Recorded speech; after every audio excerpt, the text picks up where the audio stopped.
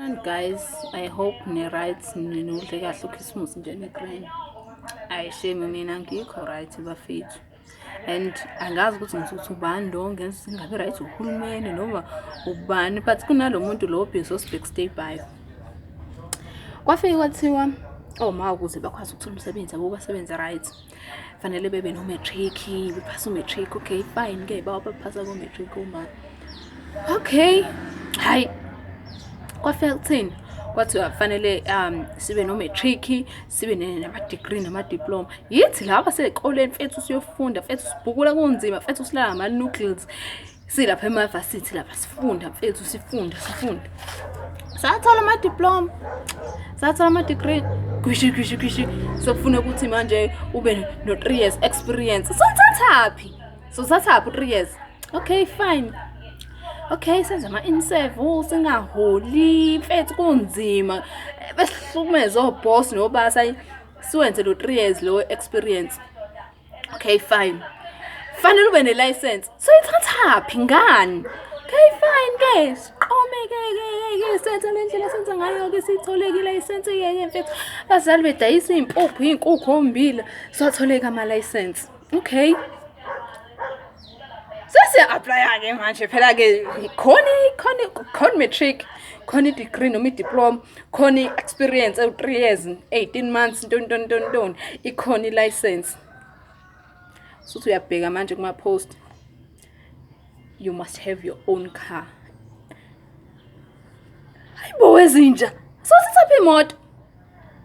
so ithathaphi imoto ke manje. Seyithathaphi imoto? Asisebenza salo motsepe bafethu. Yazi ukuthi thina sicatshangela ngempela kuthiwa sisebenzaphi.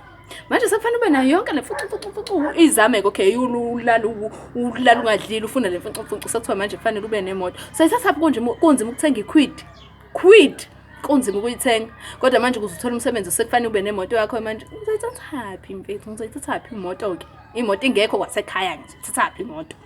Kuthiwa sithathaphi imoto? Mhlawumbe nina niyazi khona nje lo muntu osimele osbackstabayo ke nje osimele. Kuthiwa mangabe umuntu omusha kufanele uvule ibhizinisi.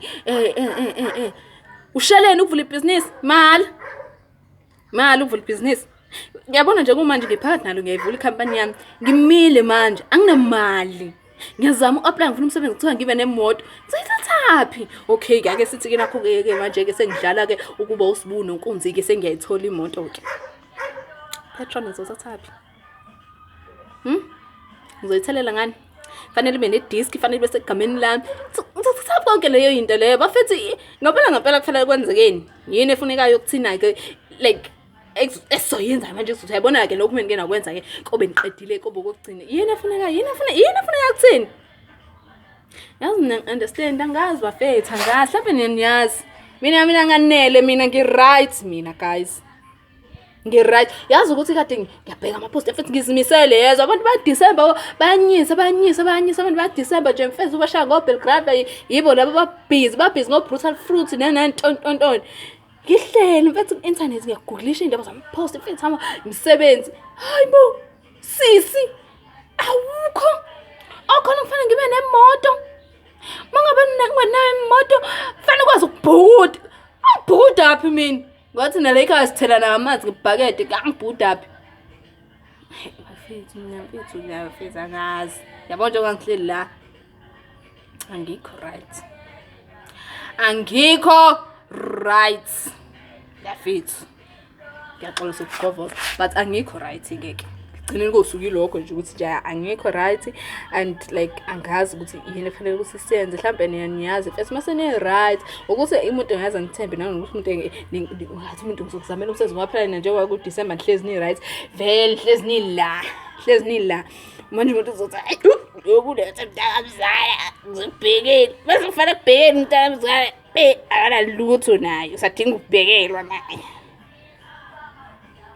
Guys shobile